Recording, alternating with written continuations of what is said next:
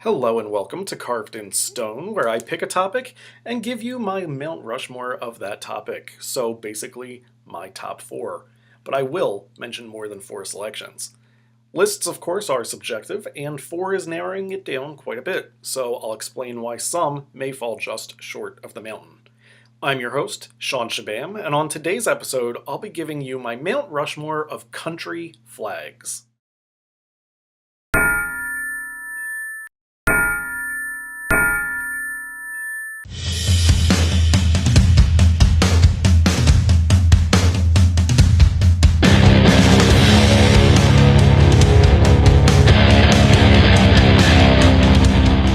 Flags I choose will be 100% based on my liking of the design.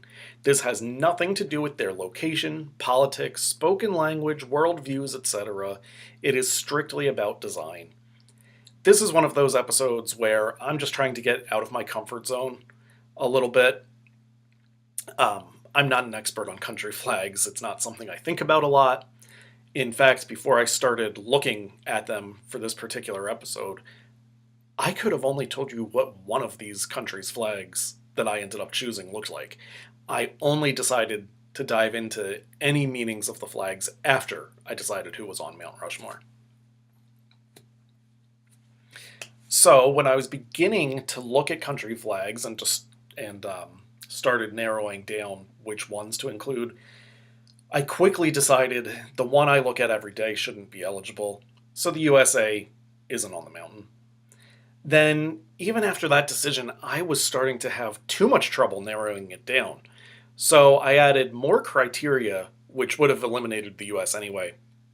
There were so many flags, and so many that I was putting to the side to look more in depth at later with a star or multiple stars, that I decided any stars on the flag were an immediate disqualifier. This allowed me to quickly get rid of some of the flags I enjoyed real fast, and this isn't all of them, but a few this axed right away that otherwise may have had a chance. Angola, Brazil, Curacao, Mozambique, Papua New Guinea, Turkmenistan, and Tunisia. And those are just a few. It disqualifies many more, but those ones might have had a shot of making my mountain.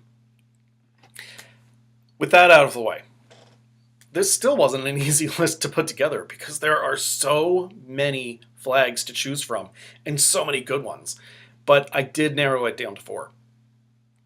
First up, Vanuatu. Now, for pretty much all of these, my reasoning for the flag making the mountain is just that I think it looks good. That's the case here. In my life, though, I've probably done more research than most people on Vanuatu. The story goes in sixth grade, every student in the grade picked a piece of paper with a country name on it toward the beginning of the school year, and whatever country you pulled, you did projects on that country throughout the year.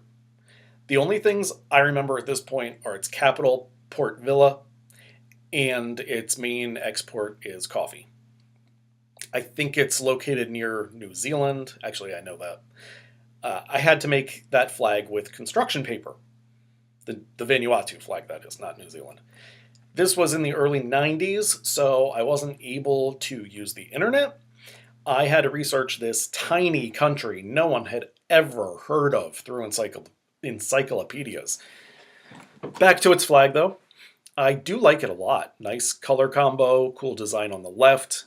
According to Wikipedia, that is a boar's tusk and two leaves of the local namali tree, and the 39 leaflets represent the original 39 members of the Vanuatu Parliament.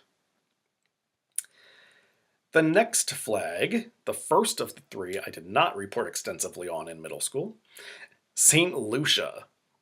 I love that shade of blue that's on it. Those three triangles, white, black, yellow. It's like an optical illusion. Wikipedia states the blue is for the sky and sea, the black and white is for harmonious relationships. I can't talk.